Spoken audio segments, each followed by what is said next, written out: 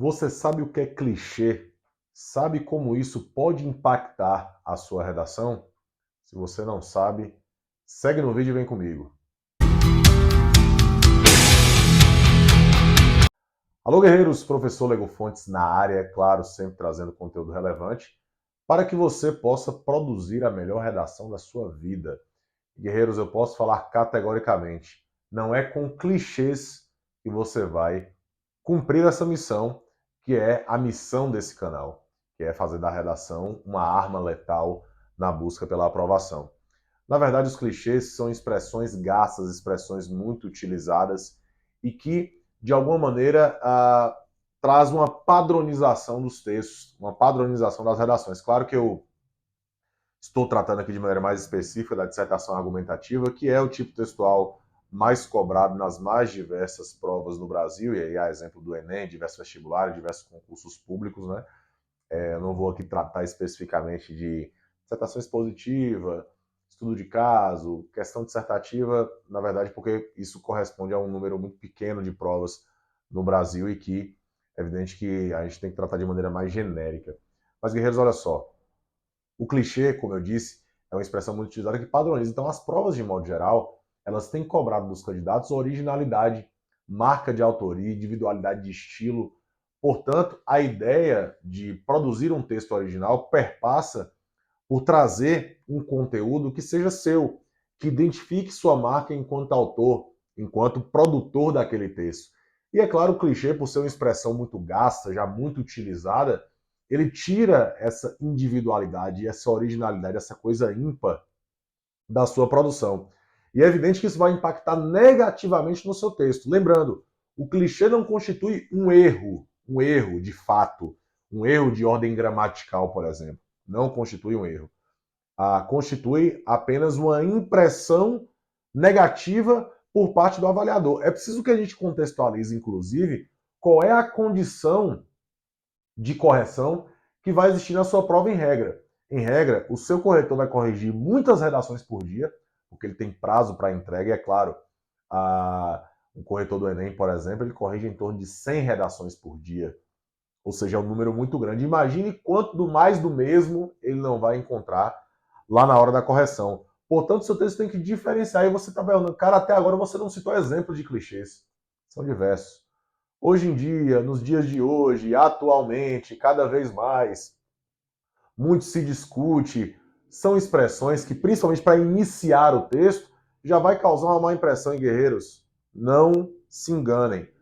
O corretor, ao olhar para o seu texto, aquele primeiro olhar, claro, o primeiro olhar é o olhar estético. Né? Ele vai olhar se seu texto está bem distribuído nos parágrafos, se a margem, se você vai até o final da margem, se existe translineação, se há paragrafação, se há um recuo num tamanho adequado, se sua letra é legível.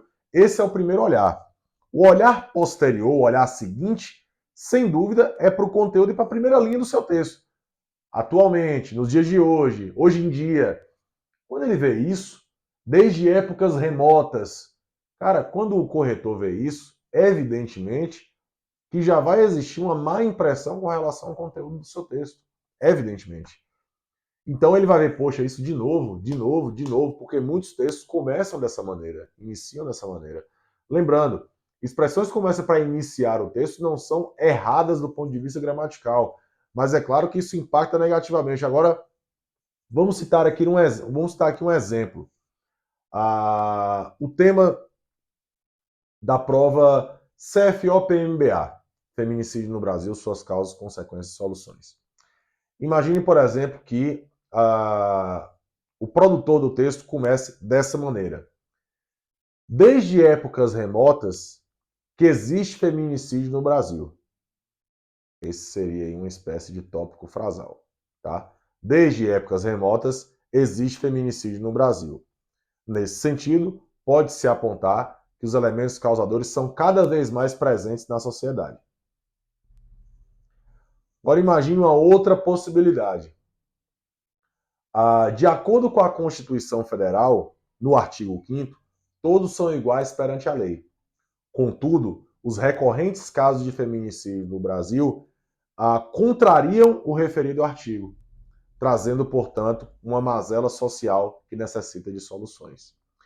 Perceba a diferença entre iniciar com um clichê e iniciar com um repertório, nesse caso aí, a legislação. É claro que o conteúdo, do ponto de vista do conteúdo, há um acréscimo em lançar a legislação. E no caso do clichê, há um decréscimo nesse sentido, fora a impressão que o corretor vai ter. É claro que esse é um exemplo aqui de improviso, mas que serve para ilustrar de maneira enfática o quanto o clichê pode impactar negativamente a sua redação. Mais uma vez eu faço a ressalva, não é um erro do ponto de vista gramatical, mas é claro que por ser expressão gasta pelas bancas cobrarem de maneira costumaz a originalidade, isso contraria totalmente esse princípio de originalidade, porque se muita gente vai utilizar, é algo que não é original. Como o Enem, por exemplo, que deslegitima quando você copia o texto de apoio. É um repertório que não é legitimado, ou seja, porque se todos podem utilizar e servir-se